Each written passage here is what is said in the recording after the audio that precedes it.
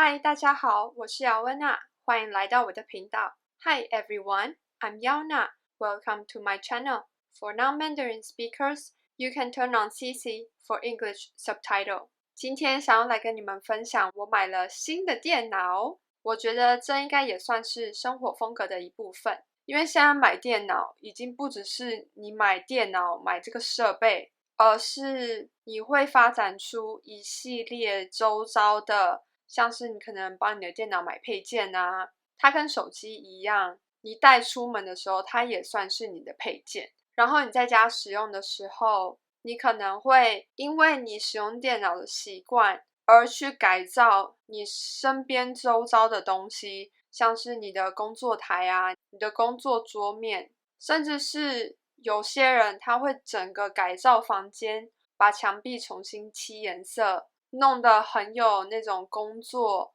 很舒服的氛围。我觉得这也是你买笔电之后会延伸出来的一种生活风格。我自己是没有延伸到这么多啦，我今天没有要展示到那里，我就只是想要跟你们分享我买了新的笔电，然后分享一下我觉得比较日常生活化比较主观的一些优缺点，然后跟你们分享我为了买这台笔电还买了什么其他的配件。我觉得我某种程度是3C 白痴，我是没有办法把电子产品发挥到他们的最大效能，因为我使用的方式就是很一般很日常。这支影片我比较像是我是用我主观的意识来分享给你们，你直接眼睛会看到，你的手放在键盘上会摸到的那种感觉。很多人会在网络上有性能比啊什么的，那你们也可以去参考那些影片。那比来比去，我大概也就知道说，哦，就是快那几秒钟，快那几分钟，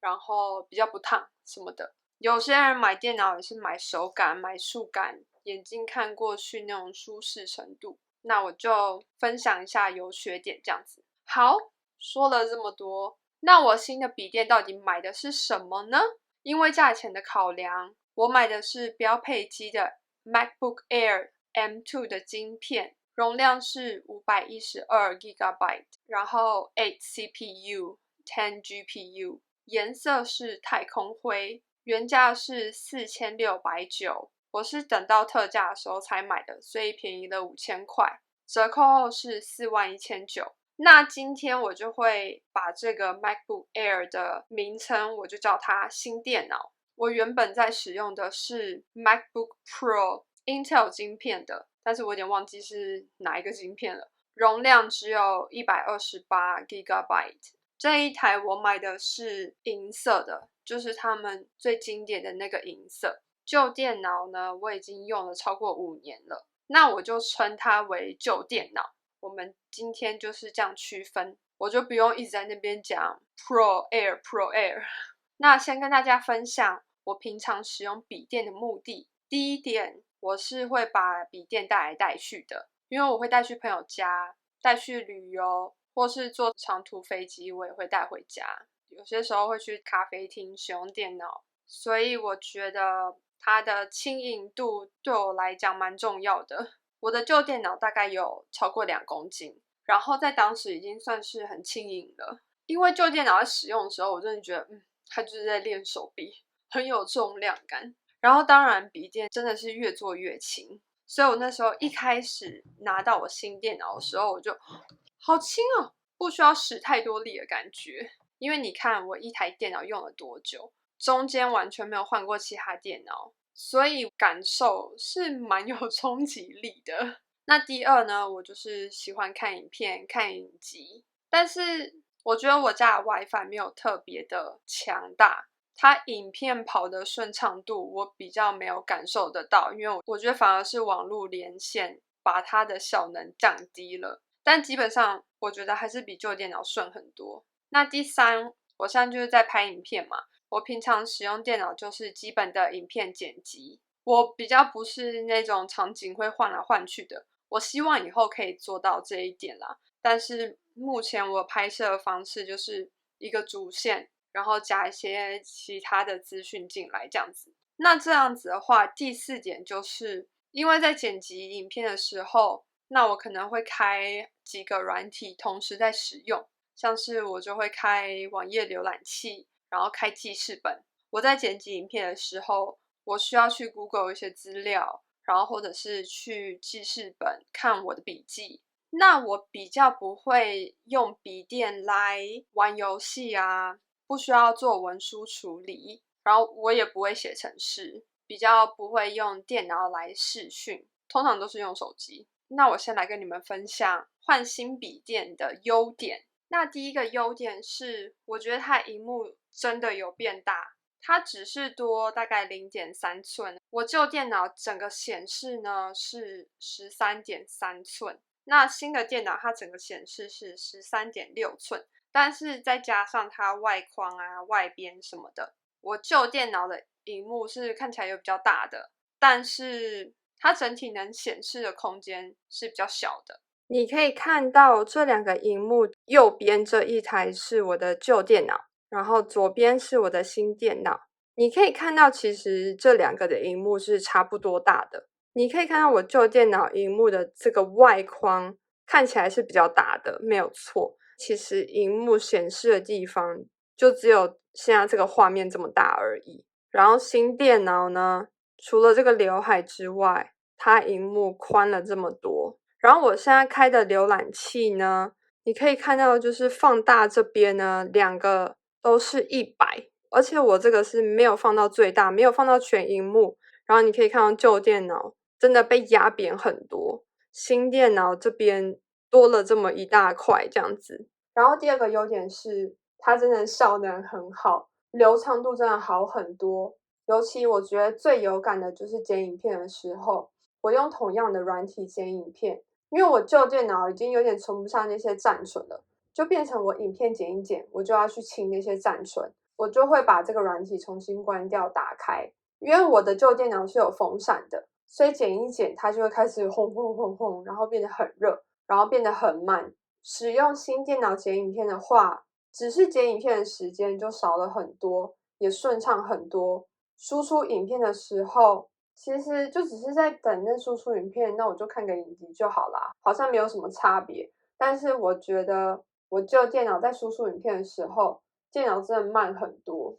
然后会觉得它就跟狗跑累一样，就是在喘气的感觉，觉得它好累，也需要花比较多的时间才会把影片输出完成。我第一次使用新电脑输出影片的时候，我只是还在那边摸，在那边找说啊，现在要看哪个影片啊，哪一个影片新出了要追一下，然后在那边犹豫的时候，那影片就输出完成了。然后我就想说，真的吗？你确定你有输好吗？这么快？会不会是有出错的输出？有些时候出错它就会一下就好了，但是你可能影片是坏掉的。我就去检查我的影片，就发现没有，一切正常，它就是这么快。我就会有种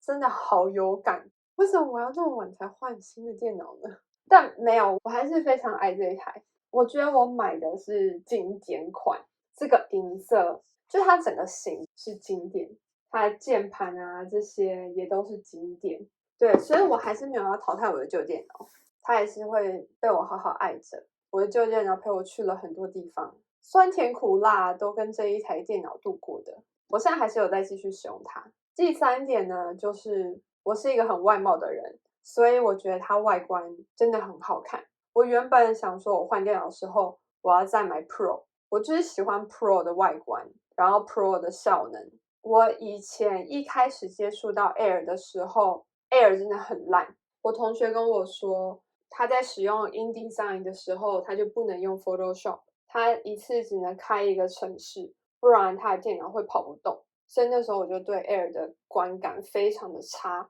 我就觉得它就是一个跑不动的电脑。然后后来就旧电脑，我已经觉得它已经要撑不下去了，我就开始去研究。那时候 Air 的 M1 晶片，它还是一样是那种楔形的，我就觉得天哪，真的是丑到爆欸，我真的无法接受它那个外观。MacBook Pro 它也有出 M2 晶片的版本，它就有 Touch Bar。但我就不需要 Touch Bar，我有使用过别人的 Touch Bar，我觉得就我没有那个需求，但我又觉得我真的需要换电脑了。所以我就买了 Air 的 M2 镜片的版本，因为它就改掉那楔形的设计嘛，然后就变成一样是方形的，然后很薄，所以我就觉得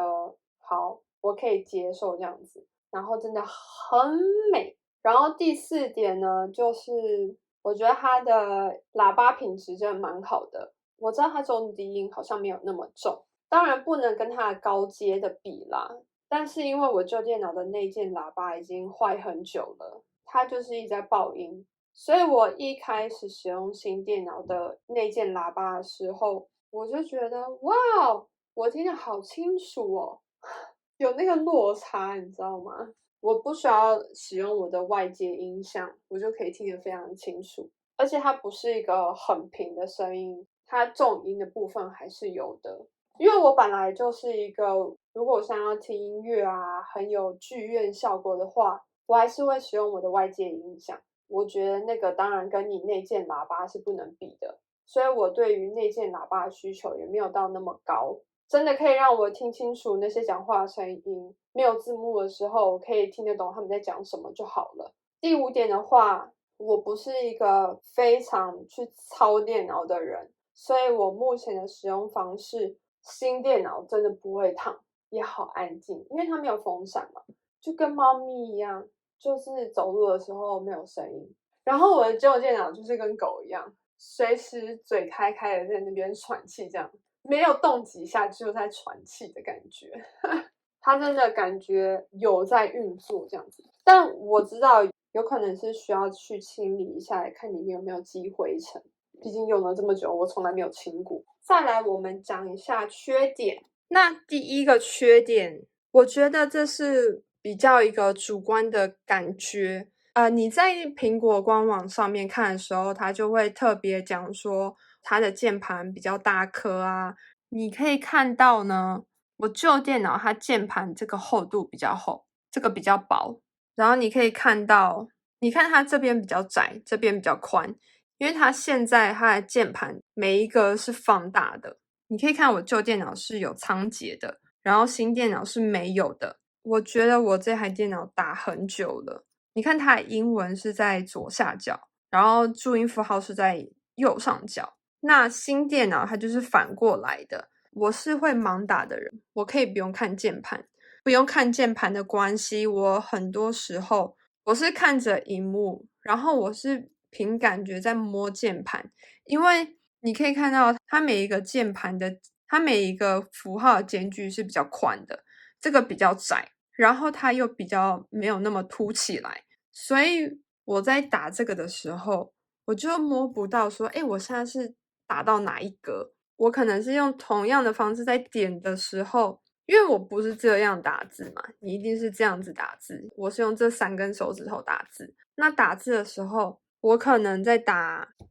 色的时候，我就是这样按，那你就知道哦是这个间距。但是这个呢的间距就比较宽，我就会一直按错，按不到那个的音。然后在用 Shift 这边的时候，就如果我要按上的话，我有些时候就会一直按到 Shift， 因为我会感觉不到我现在到底点在哪里。那旧电脑的话，我就没有这个困扰，因为它这个就很宽，比较有区别性的感觉。而且你可以看到，因为它间距比较宽，所以它这个，假如说我现在看得很清楚，这个是 S， 这个是 U， 我不知道我的眼睛到底发生什么毛病，这样子。我每一次要点S，我就会只按到 U， 要按 U 就会按到 S， 或者是有些时候我可能在盲打的时候，我就会要看一下我现在在打到哪里这样子，然后就会觉得他们符号太靠近了，这可能是一个比较抽象的感觉，比较难讲说到底为什么我是觉得新的电脑比较难打字，我很容易在那边找那个字在哪里，然后我真的就是定眼下去看的时候，我就在想说那个乌到底在哪里，因为它靠太近了，就会觉得它这边都拖在一起的感觉，然后这边就是比较分开，我比较摸得出来说这2个是不同的，就这边间距是比较开的，比较分得出来我现在在打另外一格的感觉。我中间跳过了好几代电脑，所以其实中间其他的键盘是什么感觉，我完全不知道。你可能看外观会觉得没有差很多，但是真的自己拿那个手去感应，在盲打的时候，打旧的电脑比较习惯这样子。我个人是觉得旧的键盘比较好打。那第二点呢，就是大家有在讲说 M2 的 MacBook Air 的显示器的颜色有比较黄，那我个人是觉得 can confirm。我一开始拿到新电脑的时候，原厂设定完全都还没有动的时候，萤幕真的看起来比较黄，是因为我现在把它的色调改了吗？所以我再把它改回来，它看起来就没有那么黄欸。好，你可以看到我现在就是开出来一样的东西，我们先忽略一下萤幕的亮度这样子。我现在看怎么觉得好像没有那么黄啊，它之前真的是很黄，我觉得旧电脑比较蓝一点，新电脑它之前原本更黄。你可以看到我现在调的都是 Color LCD， 都是一样的，所以那时候我就试了一下。我新电脑现在就是调到 Adobe 的 RGB 这个色调，觉得这两个颜色就是我现在就比较习惯用这个色调，感觉比较没有那么有差别。但是我觉得 Adobe 的这个色调看起来蛮好看的。我个人比较不喜欢太黄的萤幕，我比较喜欢冷色调一点的。对我来讲是没有非常大的不方便，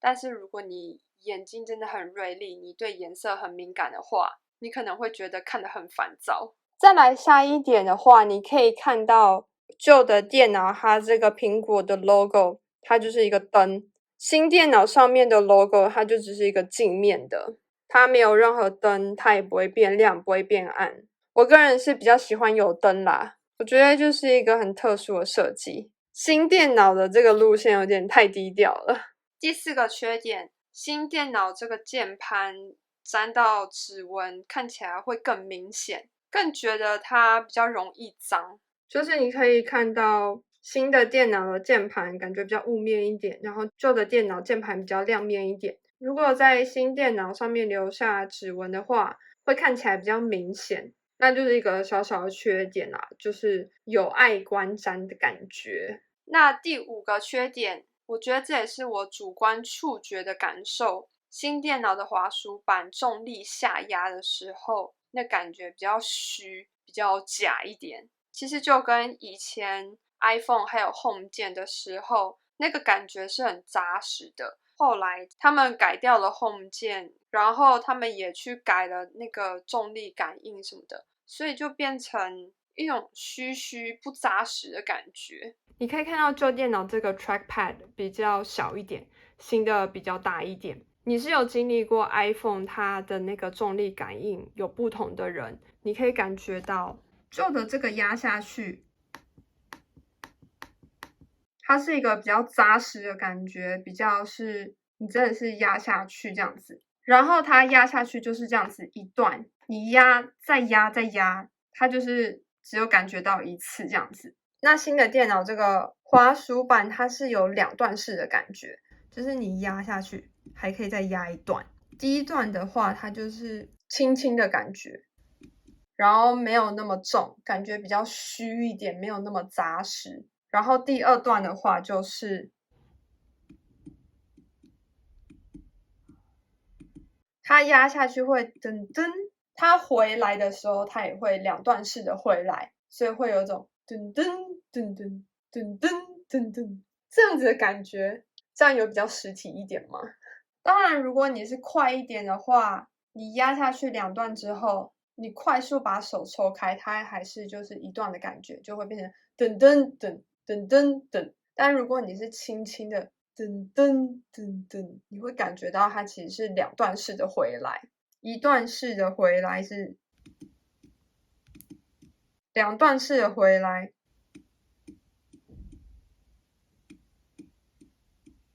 有感觉吗？然后最后一点呢，我看到有人说这一个的边框比较锐利，你打字的时候压的时候，你看会像我这样子会有痕迹，但其实旧电脑这个边框也是非常锐利的，所以呢，我自己是没有什么感受啦，感受不到那个差别。那我也有看过有人说很讨厌那个刘海，就是这一个，但是我自己是没有什么感觉啦，因为现在我的手机也是有刘海的。说真的，它这一个刘海这边真的是比这一边多了一点，我反而会觉得现在这边这种选项被移到上面了，那我这边那就变成这一个显示资讯的地方就是宽很多。因为你看现在我开同样的页面，我现在是看到3个影片，但我只看到2个半，就我一次能看过去的资讯是比较多的，它帮你区隔了这个选项，你想要知道你电脑现在的资讯，那它就是在这一边，所以我觉得就是帮你分开那个感觉。就电脑的话，它整个就是这样子，所以这个刘海对我来讲真的影响不大，就跟手机一样，你看久了，你真的看不到那个刘海。